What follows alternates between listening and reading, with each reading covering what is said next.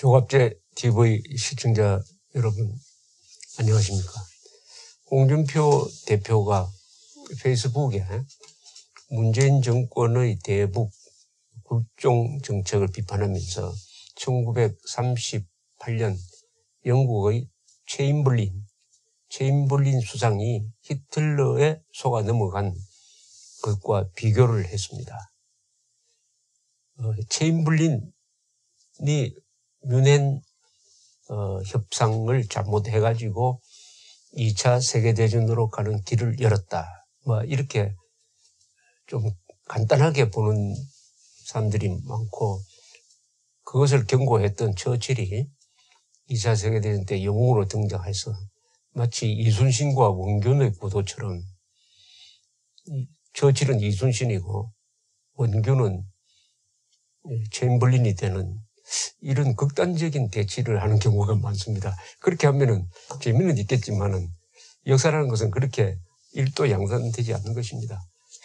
이순신을 영웅으로 만들기 위해서 원균을 악인으로 만들지 않느냐, 우리 좀 반성해야 됩니다. 선조가 살아있을 때 임진왜란 이후에 공신도감이라는 우리나라 지금 보훈처 비슷한 기구를 만들어가지고 임진왜란 때의 말하자면 평가를 했는데 1등 공신이 3사람이었습니다. 이순신, 권율, 원균이었습니다. 그러면 원균을 악인으로 만들면 안 되죠. 악인이 아닙니다. 동시에 챔버린이 오판을 한 건 사실이지만은 그 사람이 악인도 아니고 그때의 상황을 우리가 이해할 면이 또 있는 것입니다. 이 역사를 평가할 때 악인과 영웅으로 이렇게 일도양단해서 보면은 정말 역사는 메마르게 됩니다. 역사는 흑백만 있는 게 아닙니다. 그 중간에 회색지대가 있습니다. 회색지대. 인간 자체가 회색적 존재죠. 인간은 신도 아니고 짐승도 아닌 그 중간지대에 있는 존재 아니겠습니까? 그렇다면 본질적으로 인간은 회색 분자입니다. 회색 분자. 그렇다고 해서 기회주의자를 옹호한다는 그런 뜻은 아닙니다. 챔버레인 이야기가 나왔으니까 이 챔버레인과 1938년과 오늘날의 대한민국을 비교해 가면서 어떤 역사적 교훈을 얻을 것인가 하는 것을 한번 생각해 본다는 점에서는 홍준표 대표의 그 페이스북이 의미가 있다고 생각을 합니다. 2차 세계대전이 왜 일어났느냐? 한마디로 간단하게 답을 하라면 간단합니다. 히틀러가 1933년에 선거를 통해서 정권을 잡았습니다. 선거를 통해서 정권을 잡고 독재의 길을 갔습니다. 여러분, 선거를 통하면은 독재자가 만들어지지 않는다고 생각하면 오판입니다. 선거를 통해서 독재자가 만들어질 수 있습니다. 국민들이 분별력을 잃기 때문에 이거 우리 주의해야 됩니다. 독일과 같은 민주주의 전통이 우리보다 훨씬 긴 나라에서도 선거를 통해서 전체주의 독재자를 만들어냅니다. 대한민국이 그런 과오를 이미 범한 것은 아닌지 반성해야 된다는 이런 이야기입니다. 그게 제일 중요한 이야기입니다. 왜냐하면 히틀러는 이미 나이투쟁이라는 1920년대 옥중에서 선책을 통해서 자기가 뭘 할 건지를 딱 이야기를 했습니다. 나중에 보니까 결국 나이투쟁에서 히틀러가 하고자 했던 것을 한 거예요. 그런 점에서는 의지의 사나이였습니다. 문제는 그 의지의 방향이 지옥으로 가는 의지였죠. 1933년에 히틀러의 집권을 가능하게 했던 것은 독일 사람들이 가지고 있는 불만이었습니다. 1차 세계대전 때 독일 영토는 침략을 당하지 않았습니다. 서부전선, 즉 프랑스, 독일 서부전선에서 군대가 항복을 했으므로 독일이 항복을 한 겁니다. 그러니까 독일은 2차 세계대전 때와 달리 독일 본토는 한 번도 폭격을 당해본 적도 없고 적군 탱크가 들어온 적도 없습니다. 그런데 항복을 했어요. 그러니까 독일 사람들은 억울하다는 생각이 있었습니다. 히틀러는 이것이 유대인들의 장난이었다. 유대인들의 배신이었다. 공산주의자와 유대인 때문에 이렇게 되었다 하는 앙심을 품게 되었습니다. 그런데 1차 세계대전 이후에 독일에 부과된 이 벌이 너무나 가혹을 했습니다. 베르사유 조약을 통해서 독일에 대한 여러 가지 응징을 가하는데 그것을 주도한 것은 프랑스였습니다. 1차 세계대전 때 가장 큰 피해를 입은 나라가 프랑스였습니다. 그 20대 젊은이의 40%가 전장에서 죽었습니다. 약 200만 명의 젊은이가 죽었으니까 독일을 힘을 빼야 되겠다 하는 작심을 하고 알사스 로렌 지방을 가져가고 독일이 공군을 갖지 못하게 한다 하고 이 병력도 10만 이상 가지면 안 된다. 그리고 라인강 주변에 일정한 지역을 선포를 해가지고 라인란트라고 합니다만 거기에는 군대를 주둔시켜서는 안 된다. 이렇게 또 막대한 전쟁 배상금을 물렸습니다. 이렇게 한 데 대해서 독일 사람들이 불불 끓었습니다. 우리가 제대로 진 것도 아닌데 이게 이런 대우를 받을 수 있느냐. 그 불만이 바로 그 불만을 선동한 히틀러의 표가 모여가지고 히틀러가 선거를 통해서 집권을 하게 됐습니다. 집권하자마자 히틀러는 자기가 하고 싶은 대로 합니다. 법을 통과시켜서 완전히 독재화의 길을 갑니다. 독일 사람들은 법치를 좋아하니까 법치 독재를 합니다. 법치 독재가 제일 무서운 독재입니다. 맨 먼저 재무장을 시작을 합니다. 재무장은 못하게 돼 있었는데 1935년 3월 10일 날 우리는 공군을 가지고 있다라고 선언을 하더니 3월 11일에는 정식으로 재군비 선언을 해버립니다. 그런데 이게 베르사유 조약 위반인데도 독일을 응징할 수단이 국제기구로서는 존재하지 않았습니다. 국제연맹이라는 게 있었는데 이게 유엔과 달리 실질적으로는 국제 문제를 해결할 수 있는 물리력이 없었습니다. 그러면 프랑스입니다. 프랑스는 그러나 혼자서는 독일과 대결하기를 싫어했습니다. 혼자 힘으로 독일과 1대1로 맞설 수는 없다. 항상 영국을 끌어들이려고 했습니다. 영국. 동맹국이죠. 영국을 끌어들여서 독일에 공동 대응한다는 이런 자세를 갖고 있었습니다. 자주국방이 불가능하다고 생각한 거죠.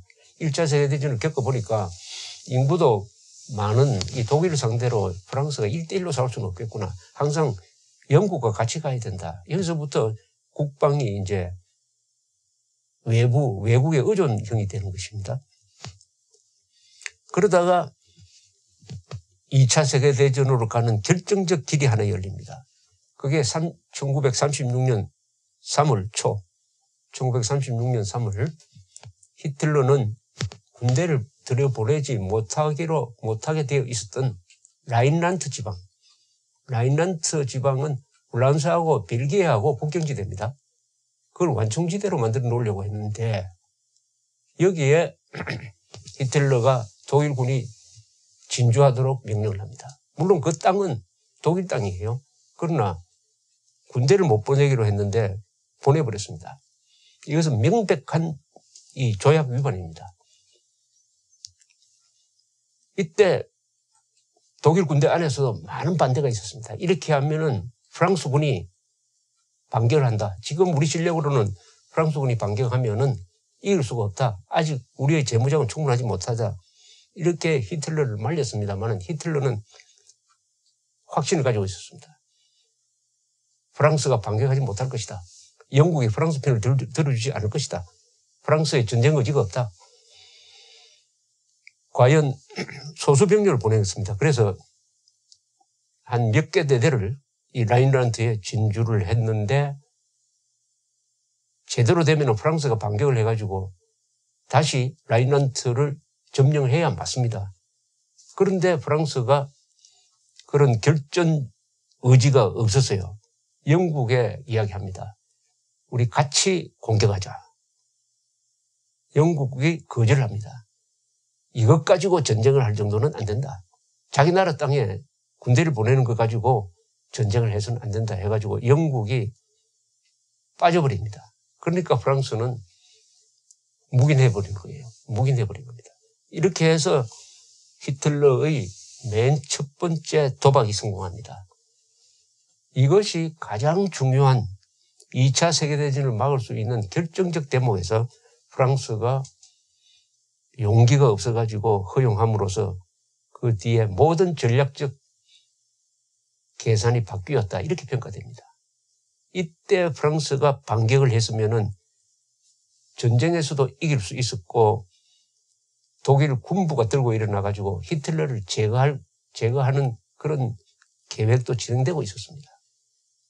그러나 프랑스는 용기를 잃고 유리한 상황에서 손을 쓰지 않았습니다. 라인란트. 이 이후로는 히틀러의 질주를 막을 수가 없었습니다. 1938년에 히틀러는 오스트리아를 병합해버립니다. 오스트리아의 내분을 조장해가지고 병합합니다. 1938년입니다. 1938년 여름부터는 체코슬로바키아를 탐내기 시작합니다. 이 체코슬로바키아라는 나라는 1917년 2차 세계대전이 끝나갈 무렵에 만들어진 나라입니다. 흔히 1차 세계대전은 제국의 무덤이라고 합니다. 독일 제국도 사라지고 오스트리아 헝가리 제국, 합스부르크 왕조의 오스트리아 헝가리 제국도 사라져버리고 오스만 터키 제국도 사라져버리고 러시아 제국도 사라져버립니다. 제국 4개가 없어져버립니다. 1차 세계대전 때. 그러다 보니까 여러 나라가 새로 만들어집니다. 오스만 터키가 없어지니까 중동에서 수십 개의 나라가 독립을 했습니다. 시리아 같은 나라도 그때 만들어졌습니다. 시리아 내전. 오늘날 중동 사태는 오스만 터키가 대제국이 사라지니까 여러 나라가 새로 급조되는 과정에서 일어난 게 불씨입니다. 그런 과정에서 체코슬로바키아가 새로 만들어졌어요. 프라하 지방은 원래 이게 신성 로마 제국의 중심지였습니다. 합스부르크 왕조, 오스트리아의 비엔나에 본부를 둔 합스부르크 왕조의 지배를 오랫동안 받다가 체코슬로바키아가 만들어지니까 국경선을 끊는 과정에서 그 안에 체코 사람뿐만 아니라 독일 사람들이 많이 포함되게 돼 있었습니다. 독일 사람들이 거기 살고 있었어요. 그게 수데텐란트라고 하는데 그게 독일과의 접경지대입니다. 거기에 있는 독일 사람들, 수백만의 독일 사람들을 꼬드겨 가지고 히틀러가 그 독일 사람들이 사는 곳을 내어놓아라 이렇게 체코에 요구를 합니다.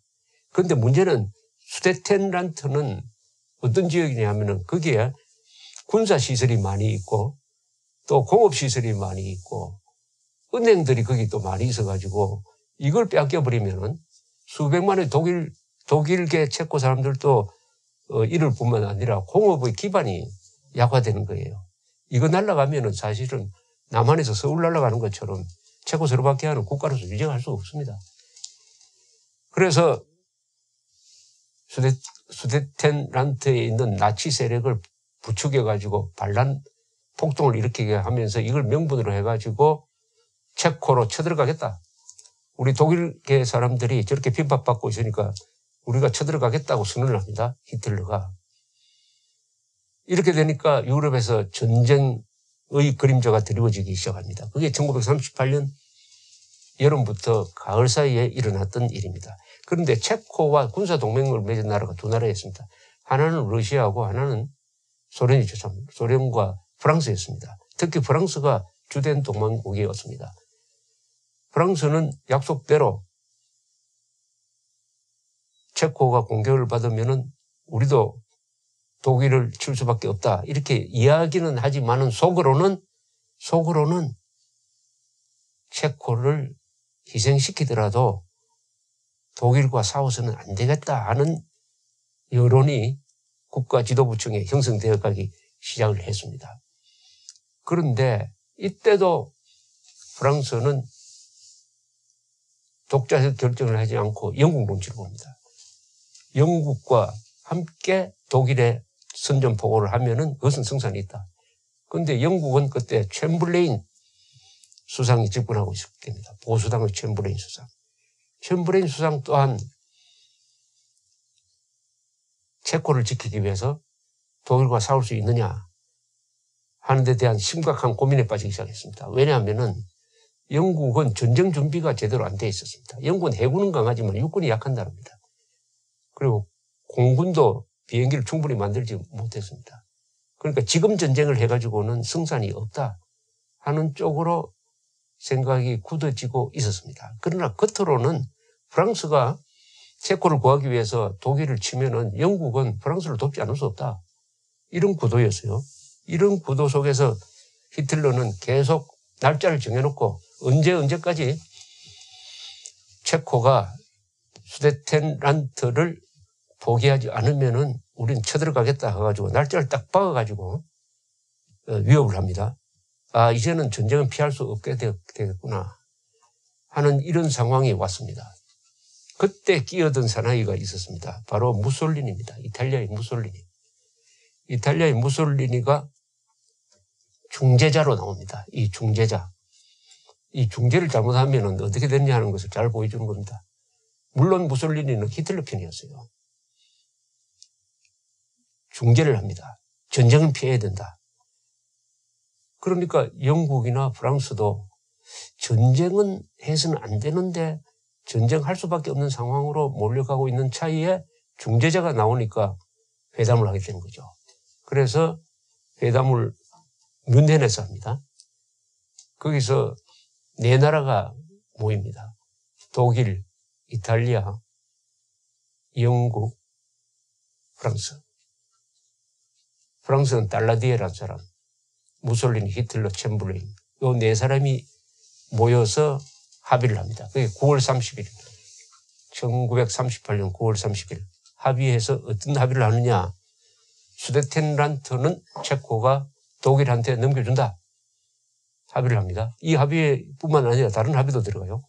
체코슬로바키아의 체코슬로바키아가 급조되는 과정에서 여러 민족이 그 안에 들어가서 다민족 국가가 되었습니다. 그래서 주변에 있는 헝가리라든지 폴란드라든지 이런 쪽에서도 탐을 내가지고 요 지역은 헝가리가 묻고 요 지역은 폴란드가 가져간다. 이런 식으로 완전히 체코슬로바키아를 거의 해체하는 합의를 해버립니다. 다만 쳐들어가지는 않는다. 그러니까 프랑스, 영국이 독일로부터 얻어낸 것은 쳐들어가지는 않되 그냥 떼어주는 것으로 합의를 해버렸습니다. 수데텐란트를 떼어주는 것으로 합의가 되었습니다. 자, 문제는 히틀러입니다. 히틀러가 그 정도 약속을 받아들여가지고 이제 전쟁도 안 않고 수백만의 독일 사람들을 자국으로 흡수하고 또 수데텐란트라는 전략적으로 아주 중요한 위치, 거기에 있는 또 방위산업체, 무기 만드는 공장이 거기 많았습니다. 그것을 흡수하면은 그것으로 만족했으면은 되었을 텐데 히틀러는 만족하고 있을 사람이 아니었습니다. 이 사람은 유럽을 우리 독일 민족이 다스려야 된다. 종국적으로는 러시아의 공산 세력을 깨부숴야 한다. 독일 사람들이 이 좁은 중부 유럽에서 살 존재가 아니다. 우리는 동부로 쳐들어가가지고 슬라브족을 노예처럼 삼아가지고 유럽의 주인으로서 대영 제국과 대결하는, 말하자면 육상의 제국을 만들어야 됩니다. 그 과정에서 유대인들은 씨를 말려야 한다. 이런 확고한 신념을 가지고 있었습니다. 악의 신념이죠. 그러니까 어떻게 하느냐 하면은 그 뮌헨 약속대로 하는 게 아니라 수데텐란트를 차지한 다음에 완전히 체코슬로바키아로 쳐들어가가지고 슬로바키아를 떼내버리고 체코만 남았는데 이 체코는 또 군사적으로 점령을 해버리고 형식적으로는 뭐 보호국으로 남겨놓는다 뭐 이런 장난을 쳤지만 결국은 체코슬로바키아를 다 없애버렸습니다. 다 장악해버렸어요. 그럼으로써 체코슬로바키아는 옛날부터 공업국이고 지금도 그렇지만 체코 사람들은 독일 사람들의 장점과 러시아 사람들의 장점을 같이 가지고 있다고 합니다. 그러니까 한때 5대 공업국이었습니다. 체코가. 특히 기관총 잘 만들고, 그리고 체코가 그때 뮌헨 회담에서 이런 어중간한 중재를 하지 않았으면 결사항전할 자세도 가지고 있었어요. 동원령을 내렸더니 100만 명이 지원 입대를 했습니다. 그래서 정식으로 독일과 붙었으면 독일이 굉장한 타격을 입을 뻔했습니다. 그런데 뮌헨 회담에서 4대 강국이 체코슬로바키아 물어보지도 않았습니다. 뮌헨 회담에 체코슬로바키아의 대표가 오지를 못했어요. 그러니까 체코는 자기들의 운명을 완전히 다른 나라가 결정하는데 맡겨놓고 말았습니다. 그렇게 되니까 저항을 할 수가 없었어요. 군대를 막강하게 가지고 있었지만은 막강한 군대가 결사항전하도록 명령을 내릴 수가 없었습니다. 그러니까 이 군대가 외교적으로 완전히 해산되어 버린 거죠. 이렇게 되니까 이때 비로소 영국의 챔버레인, 그때까지는 유엔 회담을 통해서 전쟁을 막았다 해가지고 챔버레인이 영국으로 귀국하니까 Peace in our time이라는 유명한 말을 했습니다. 우리 시대의 평화를 만들어야 했다. 그러나 챔버레인도 보니까 속았다는 것을 알았습니다. 히틀러가 약속을 안 지키고 체코슬로바키아를 강제 병합하는 것을 보고 나서는 이제는 히틀러와 싸워야 되겠다. 일선을 그어야 되겠다는 결심을 하게 됩니다. 히틀러의 욕망은 체코에서 머물지 않습니다. 이제는 폴란드에 대해서 단지히란 그 지역이 있는데 단지히에 대한 영토적 욕망을 드러내 가지고 이제는 폴란드를 압박하기 시작합니다. 이때 영국은 폴란드와 동맹 조약을 맺어버립니다. 독일이 폴란드를 치면 영국은 독일에 선전포고한다 하는 조약을 미리 만들어버려요.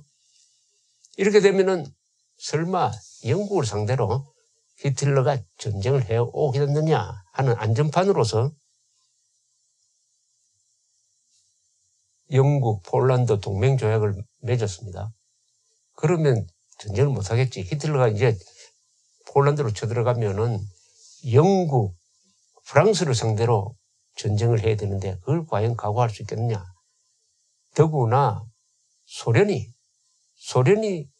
그때 히틀러와 사이가 나빴습니다. 소련이 또 우리를 도울 것이다. 그래 되면 독일로서는 영국, 소련, 프랑스와 싸워야 되는데 이제는 전쟁을 못하겠지. 이렇게 생각을 했는데 여기서 또 계산이 빗나갔습니다.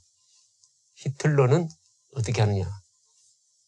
그 불구 대천의 나치즘이 만들어진 게 바로 공산주의를 두려워하는 우파를 자극해가지고 집권한 게 바로 이 나치즘입니다. 천하의 불구 대천의 원수죠. 1930년대 유럽은 파시즘, 즉 나치즘이죠. 파시즘, 나치즘 대 공산주의의 대결이었습니다. 그런데 1939년 8월 세계 외교사에서 가장 극적인 변화가 일어납니다. 바로 독일이 소련과 불가침 조약을 맺어버립니다. 스탈린과 히틀러가 불가침 조약을 맺어버려요. 불가침 조약을 맺는 순간 이미 2차 세계대전은 아무도 막을 수 없게 됩니다. 왜냐하면 독일이 폴란드로 쳐들어갈 때 영국은 폴란드를 도와줄 수가 없었어요. 왜냐? 영국은 폴란드와 동맹은 맺었지만은 독일에 보낼 육군이 없습니다. 보낼 수단도 없어요. 폴란드가 멀리 떨어져 있는데 어떻게 보냅니까? 공수부대로 낙하시킬 수도 없는 거고. 유일하게 폴란드를 도울 수 있는 나라는 소련이었습니다. 그런데 소련이 독일과 불가침 조약을 맺으니까 그 순간 폴란드의 운명은 끝났고 2차 세계대전은 일어날 수밖에 없게 되죠. 그 일주일 뒤에 9월 1일 히틀러는 폴란드를 침공합니다. 이렇게 해서 2차 세계대전이 열리는 것이죠. 그 뒤에 1년 뒤에는 프랑스를 치고 그리고 혼자 남은 영국을 공격하기 위해서 공중전을 일으켰다가 이 공중전에서 영국이 이김으로써 영국 침공을 단념하게 되고 그 1년 뒤에 히틀러는 처음부터 목표로 삼았던 소련을 침공하게 됩니다. 독소전쟁이 벌어지는 것이죠. 독소전쟁이 일어났을 때 많은 사람들은 6개월 안에 소련은 붕괴한다고 봤지만은 1941년 12월에 독일군이 저 크렘린 첨탑이 보일 정도로 모스크바를 공략했지만은 마지막 순간에 혹한이 오고 마지막에 예비병력을 스탈린이 투입하는 바람에 전세가 역전이 돼가지고 독일군이 처음으로 소련군에게 밀리는 사태가 벌어지고 바로 그 무렵 일본이 독일이 이제는 유럽에서 이기겠구나 하는 오판을 한 끝에 태평양 전쟁을 일으킵니다. 즉 1941년 12월 7일 독일군이 모스크바를 거의 포위할 단계에 와 있을 때 진주만을 기습을 해가지고 하와이에 있는 진주만을 기습해가지고 이제는 미국이 전쟁에 끼어들고 이때 히틀러가 또 실수를 하는 게 그 미국에 대해서 또 선전포고를 합니다. 이렇게 함으로써 독일, 일본, 이탈리아는 영국, 소련, 미국을 상대로 전쟁을 해야 되니까 그때 이미 독일, 일본, 이탈리아의 운명은 그때 결정이 되었습니다. 다만 전쟁을 질질 끌어가지고 그 뒤 4년 동안 전쟁이 계속됩니다. 이런 과정을 통해서 봤을 때 챔벌레인이 1938년 초가을 뮌헨에서 만나가지고 히틀러가 전쟁을 하지 못하도록 체코의 일부 땅을 넘겨준 것이 결국 전쟁으로 가는 길을 활짝 열고 말았다 하는 것인데, 그때 챔벌레인은 무슨 오판을 했느냐 하면은 히틀러를 제대로 연구하지 않았습니다. 히틀러가 그 정도로는 만족할 사람이 아니라는 것을 처칠만이 알았습니다. 처칠은 히틀러를 아주 연구를 한 사람이에요. 이 사람이 집권하기 전부터. 그러니까 히틀러의 야망을 정확하게 읽고 있었습니다. 그러나 챔벌레인은 배고프다고 하니까 떡 주면은 강도질은 안 하겠지 하는 정도로 이해를 하고 있었는데 그게 먹히지 않았습니다. 그러나 2차 세계대전으로 가는 길을 정말 열어젖힌 것은 1936년 라인란트에 독일군이 소수병력으로 진주했을 때 프랑스가 반격하지 못한 것입니다. 그때 프랑스가 반격을 했으면은 최소한의 희생으로 2차 세계대전을 막을 수 있었던 것입니다. 그때는 아직 독일이 본격적인 재무장의 성과를 거두지 못하고 있었을 때입니다. 프랑스는 유리할 때 결전을 피했습니다. 요 교훈이 한국에 그대로 적용되고 있습니다. 1994년 한국과 미국은 북한 핵시설을 폭격할 수 있는 절호의 기회를 잡았어요.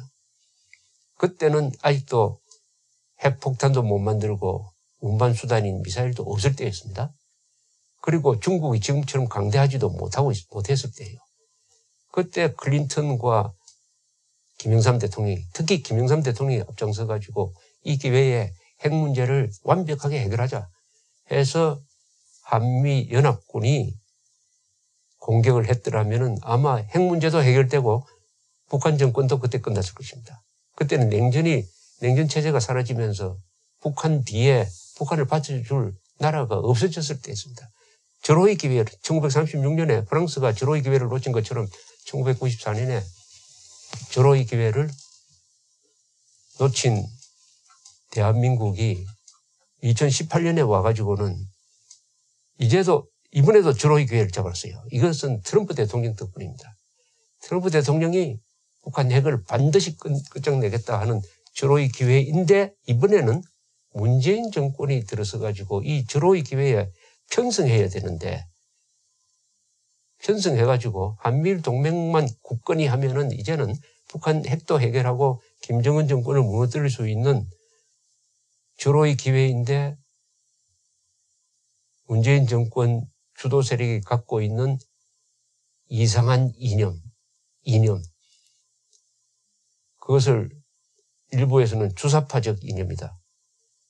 바로 반미적이고 반일적이고 북한 노동당 정권에 대해서는 별로 유감이 없고 대한민국에 대해서는 유감이 많고 그리고 중국은 두려워하는 이런 국가 지도부가 생김으로써 이 절호의 기회에서 이탈해가지고 스스로 김정은의 핵인질이 되겠다고 나서지 않을까 이런 고민에 처해 있는 것입니다.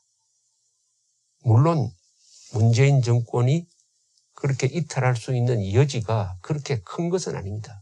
만약 그렇게 됐을 때 과연 국내에서 정권을 계속 유지할 수 있느냐? 우리 국민들의 반발이 어느 정도냐에 따라서 이 절호의 기회를 우리가 살리느냐? 만약 이것을 또 한 번 놓친다면은 이번에는 4년에 이어서 2018년에 또 놓쳐버린다면은 대한민국은 핵 인질이 되든지 아니면은 공산화가 되든지 아니면은 분단 고착 상태가 지리하게 이어질 것이라고 생각을 합니다. 2차 세계대전, 뮌헨 회담, 그리고 2018년의 대한민국 상황을 말씀드렸습니다. 감사합니다.